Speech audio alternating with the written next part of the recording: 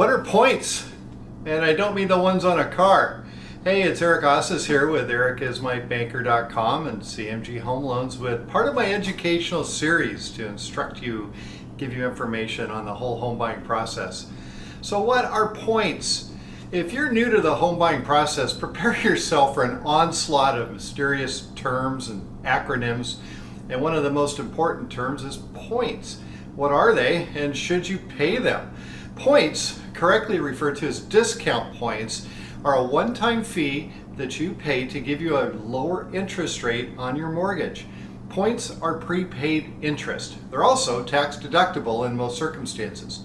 1 point is equal to 1% of your loan amount, a 1% fee based on the loan amount. So for example, if you borrowed $500,000 and paid 1 point, there's a one-time cost of $5,000. 2 points on a $500,000 loan would be $10,000. 3 points, $15,000, and on like that. So how much will paying a point reduce your interest rate? Well, the answer to that varies based on the financial markets at the time. Every day as lenders, we get a matrix of interest rates and fees, points, based on the financial markets at that time.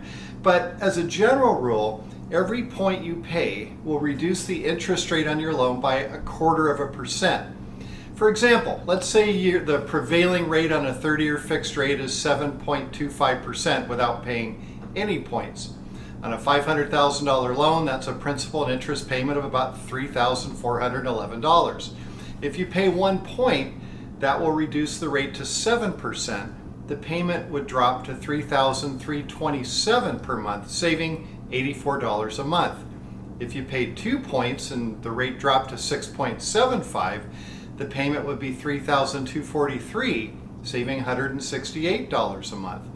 Is it a good idea to pay points? Well, that depends on how long you plan to keep your mortgage. In our $500,000 example, paying 1 point saves you $84 a month, but it costs you $5,000 to do that.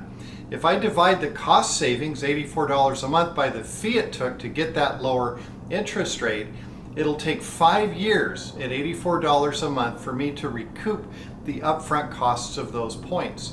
Same thing if you paid 2 points. That saves $168 a month, but costs you $10,000. It's going to take 5 years to break even.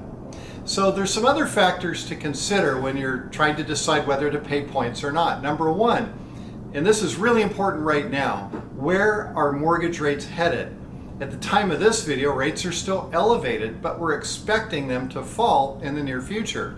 And it would be beneficial to refinance your mortgage if rates drop even 0.5% or more. Definitely worth running the numbers. And if that happens in less than 5 years, you would not have had enough time to recoup the cost of those points through the lower monthly payment benefit. Second factor, who's paying them? The seller can pay your closing costs and your points if you can negotiate it. If your down payment's less than 10%, the seller can pay up to 3% of your sale price on a conventional loan towards your closing costs. On an FHA loan, they can pay up to 6%. And on a conventional loan, if you put more than 10% down, the seller can pay up to 6% of the sale price towards your closing costs. A third consideration, what's your budget? Sometimes it's worth paying points just to get your monthly payment down to a level that will make you comfortable. Another option is a temporary buy down where the rate in your first year can be as low as 2 or 3% below the final interest rate, and then it ratchets up every year. I'll talk more about that in an oncoming video. I hope this information is helpful to unravel the mystery of paying points. You can also always call me with questions. Call me 206-915-3742. You can email me, eric@ericismybanker.com, or look for me on social media. Just look for Eric is my banker, and be sure to subscribe to my YouTube channel so you've got more videos like this, plus other cool stuff as well. Hope that information is helpful. Talk to you soon.